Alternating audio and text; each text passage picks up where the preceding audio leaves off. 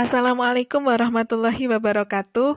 Selamat pagi siswa-siswi kelas 7 SMP Huin Al-Falah. Bagaimana kabar kalian hari ini anak-anak? Semoga semuanya dalam keadaan baik, sehat, dan tentunya tetap semangat untuk melakukan kegiatan pembelajaran hari ini. Anak-anak, hari ini kita akan melanjutkan materi ke bab 2 mengenai norma-norma dalam kehidupan bermasyarakat. Adapun sebab yang akan kita pelajari yaitu norma yang berlaku dalam masyarakat. Nah, ada 2 pembahasan materi yang akan kita pelajari bersama. Yang pertama yaitu hakikat norma yang berlaku dalam kehidupan masyarakat, dan yang kedua macam-macam norma. Ada norma agama, norma kesusilaan, norma kesopanan, dan yang terakhir norma hukum. Nah, baik, langsung saja ke materi yang pertama, yaitu hakikat norma yang berlaku dalam kehidupan masyarakat. Bu, kenapa sih kok harus ada norma dalam suatu masyarakat? Atau kalian bertanya, Bu, kenapa kok muncul suatu norma dalam masyarakat? Nah, konsep kenapa bisa muncul suatu norma dalam kehidupan masyarakat. Nah, menurut Aristoteles, seorang filsuf Yunani, manusia ini disebut sebagai zoon politikon. Artinya manusia adalah makhluk yang ingin bergaul dan berkumpul dengan sesamanya. Atau bisa disebut manusia adalah makhluk sosial. Sebagai makhluk sosial, manusia itu tidak bisa hidup tanpa bantuan atau tanpa berinteraksi dengan orang lain. Nah, dalam melakukan kegiatan interaksi antara manusia yang satu dengan yang lain, itu pasti tidak jarang terjadi suatu gesekan-gesekan atau konflik atau pertikaian yang disebabkan oleh tindakan atau perilaku manusia itu sendiri. Nah, sehingga untuk menciptakan kerukunan di dalam suatu masyarakat, itu dibutuhkan sebuah aturan-aturan yang disepakati bersama oleh masyarakat. Mana hal-hal yang boleh dilakukan dan mana hal-hal yang tidak boleh dilakukan, itu disepakati bersama dalam bentuk sebuah aturan. Nah, aturan-aturan itulah yang disebut sebagai norma. Jadi, apa yang kalian ketahui tentang norma? Iya, betul. Jadi, norma adalah suatu aturan yang mengatur tingkah laku manusia dalam masyarakat. Aturan tersebut mengatur setiap manusia yang hidup dalam lingkungan berlakunya norma tersebut. Loh Bu, kenapa kok hanya lingkungan berlakunya norma tersebut? Nah, kenapa hanya pada lingkungan berlakunya norma tersebut? Karena norma setiap kelompok itu mungkin saja berbeda penerapannya gitu. Jadi antara satu wilayah dengan wilayah yang lain, itu normanya bisa saja berbeda tergantung nilai-nilai yang dijunjung oleh masyarakat tersebut. Seperti itu. Mengapa dalam kehidupan masyarakat dibutuhkan suatu norma? Kira-kira kenapa kok di dalam masyarakat itu dibutuhkan suatu norma? Sudah jelas ya, norma itu dibutuhkan dalam masyarakat untuk mengatur tingkah laku manusia, agar terjadi suatu ketertiban atau kerukunan dalam masyarakat. Karena dalam masyarakat kan terkadang terjadi gesekan, konflik, atau pertikaian, sehingga dibutuhkan suatu aturan untuk menciptakan keteraturan, ketertiban, kerukunan di dalam suatu masyarakat. Bagaimana kalau semisal tidak ada norma? Wah, misal tidak ada suatu norma dalam masyarakat, pasti akan terjadi kerusuhan di dalam suatu masyarakat. Misal kita bisa ambil contoh, misalnya di jalan raya itu tidak ada suatu aturan, lampu merah boleh berjalan, pasti di jalan raya itu akan terjadi kecelakaan karena tidak ada peraturan yang mengatur seseorang dalam berkendara seperti itu. Jadi pasti akan terjadi ketidaktertiban dalam suatu masyarakat.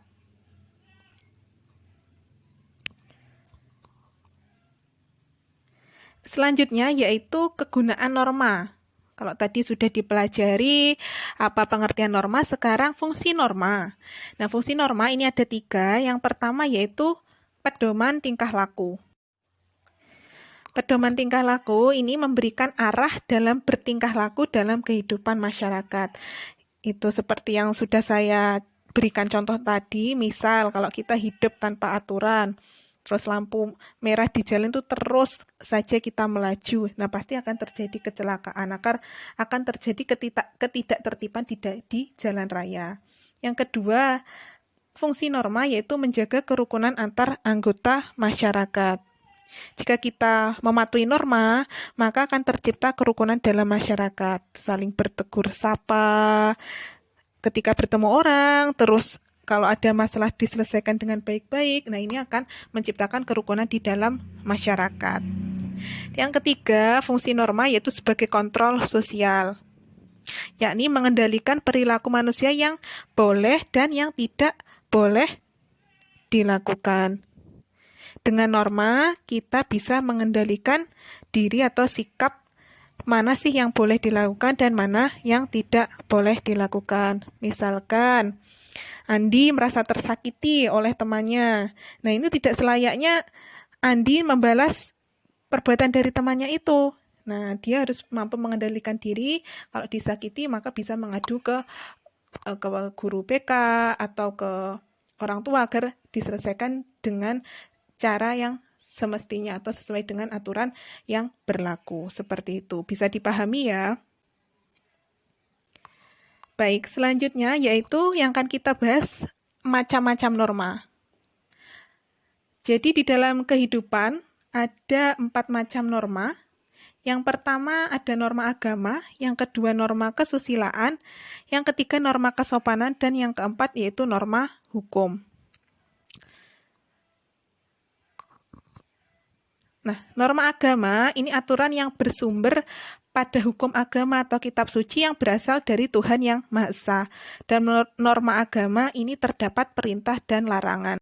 Nah, manusia mencoba mengendalikan sikap dan perilakunya ini dengan cara mentaati perintahnya dan menjauhi larangan-larangan dari Allah Subhanahu wa taala. Nah, tujuan dari norma agama apa? Yakni mengatur manusia agar hidup bahagia di dunia dan di akhirat. Nah, apabila manusia tidak menjalankan perintahnya atau melanggar norma agama, ini akan mendapatkan hukuman dari Tuhan, karena yang membuat norma agama itu yaitu dari Tuhan langsung gitu ya. Jadi nanti yang akan membalas atau yang memberikan sanksi yaitu ya Tuhan itu sendiri gitu. Selanjutnya, contoh ketaatan pada norma agama. Yang pertama, yakni ada menjalankan ibadah sesuai ajaran agama, menghormati dan patuh kepada orang tua, berbuat baik kepada sesama. Nah, ini sudah contoh-contoh perilaku mentaati perintah-perintah dari Allah Subhanahu wa taala. Menjalankan ibadah, sholat, mengaji, terus menghormati orang yang lebih tua. Seperti itu merupakan contoh-contoh ketaatan norma agama. Selanjutnya yaitu norma kesusilaan. Nah, norma kesusilaan yaitu aturan-aturan hidup yang timbul dari atau berkaitan dengan bisikan kalbu dan suara hati nurani. Hati nurani manusia menuntun manusia agar memilih hal-hal yang baik, bukan yang tidak baik. Jadi suara hati nurani selalu mengatakan kejujuran dan kebenaran yang mengarahkan pada kebaikan, memilih hal-hal yang baik. Misalkan kalian menemukan barang yang bukan milik kalian sendiri. Nah, itu pasti bisikan hati kalian selalu ingin mengembalikan kepada orang yang mempunyai barang tersebut. Bukan malah barangnya kita ambil ya dan tidak dikembalikan. Nah, itu bisikan-bisikan seperti itulah yang dinamakan norma kesusilaan.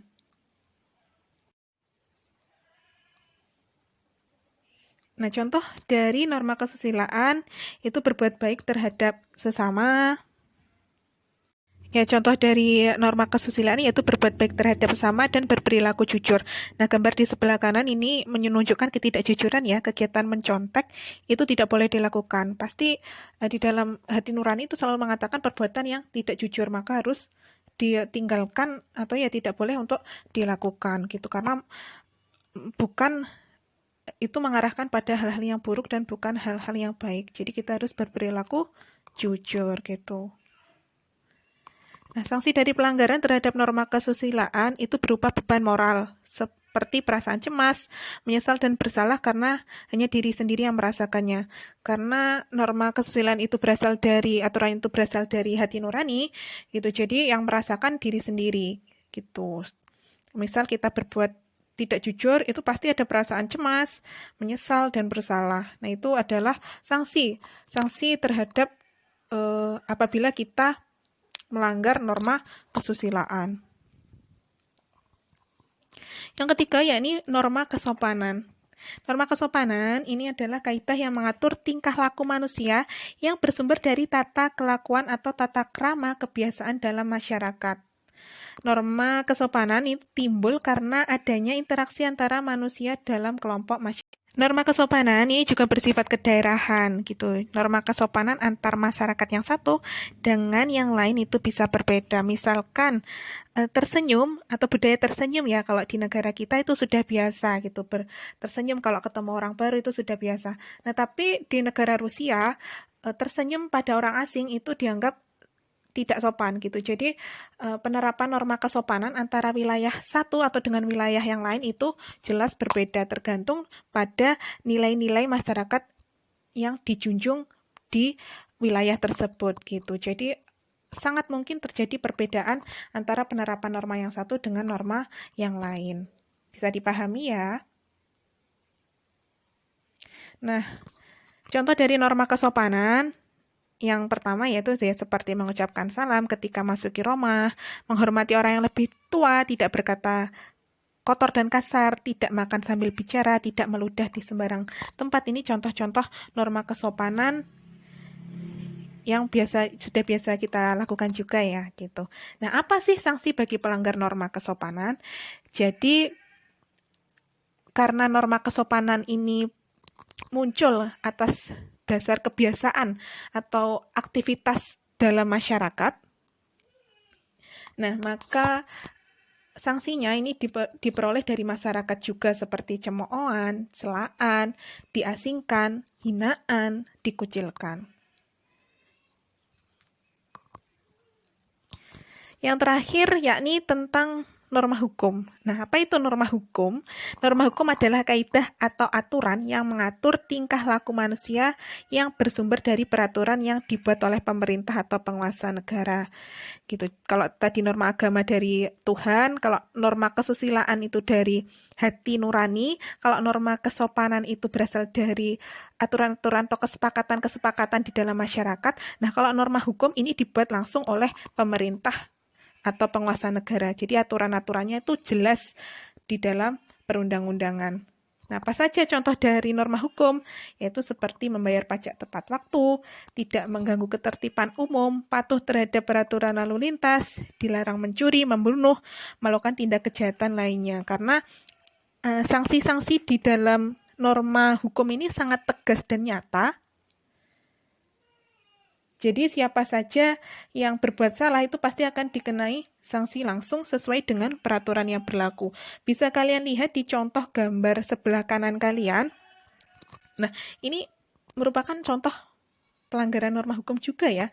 Sudah berboncengan 3, tidak pakai helm, terus kalau masih sekolah dan belum memiliki SIM, itu kan tidak boleh untuk mengendarai kendaraan bermotor. Ini merupakan contoh pelanggaran daripada norma hukum.